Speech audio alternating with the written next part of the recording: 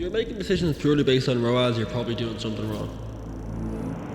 Hi, my name's Leighton. I run an agency that helps e-commerce brands scale across acquisition, retention, creative and creative strategy. We also manage over 9 figures a year in annual revenue. Now, ROAS has been the enemy of my existence for the last kind of couple of years, since like 2020. And the reason is because it just doesn't really paint the full picture. So let's be clear, ROAS is useful from a platform perspective. It does help you make decisions based on the advertising side of things, but there's so much that it doesn't tell you. It doesn't tell you how much margin's left over, how many new customers are brought, what it actually means for the business. All it tells you is what the Mark Zuckerberg potentially generated, but there's a lot more to go into this, so let me get into it. It tells you how a campaign performed inside the platform, and that's the key word, inside the platform. Your business doesn't live inside Meta Ads Manager or Google Ads. It lives in your bank account. It lives on your P&L. So ROAS is a platform metric. You run a business, so you got to think about things other than just the platform. How ROAS misleads founders. This is where things get dangerous. Let's say you're running a business and you're at 4x ROAS. Looks amazing, so you scale your ad spend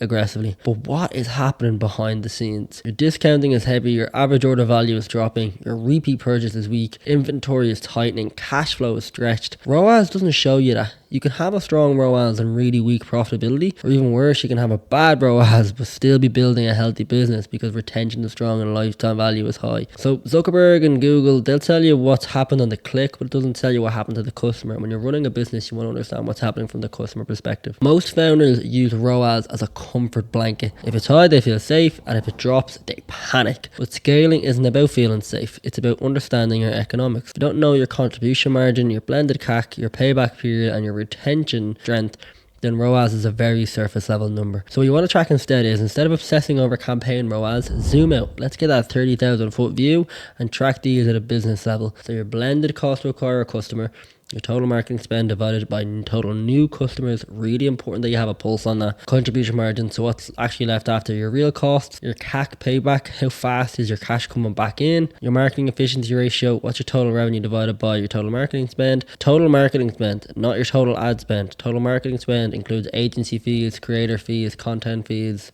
everything that goes into actually marketing this product. And that's what's going to tell you whether your growth is in a healthy spot. So you scale the business, don't let the ad account scale the business. So let's give a simple scenario. So two brands. Brand A runs at a 5x ROAS, heavy discount, low repeat rate, thin margin. Brand B runs at 2.5x ROAS, strong retention in the back end. People are coming back every couple of months, healthy margin in the front end, and customers buy again. Which one is actually stronger long term? Probably brand B. But if you only look at the ROAS, you would have thought brand A is the winner. So that's why you really got to separate that. And I also think that's what separates a beginner to a veteran kind of operator, marketer, etc. So that's how ROAS lies. And the shift is, use ROAS as a diagnostic tool within the platform. You can make platform and creative and content decisions off the back of that, but don't let it be a decision-making compass on agencies, ad spend, or strategy overall from acquisition. Your business metrics are the ones that are going to help you scale safely. So no, it's not useless, but it's not the golden goose either. If you found this video useful, please like, comment, and subscribe. My name's Leighton. My calendar is in the description below. Would love to hear from you.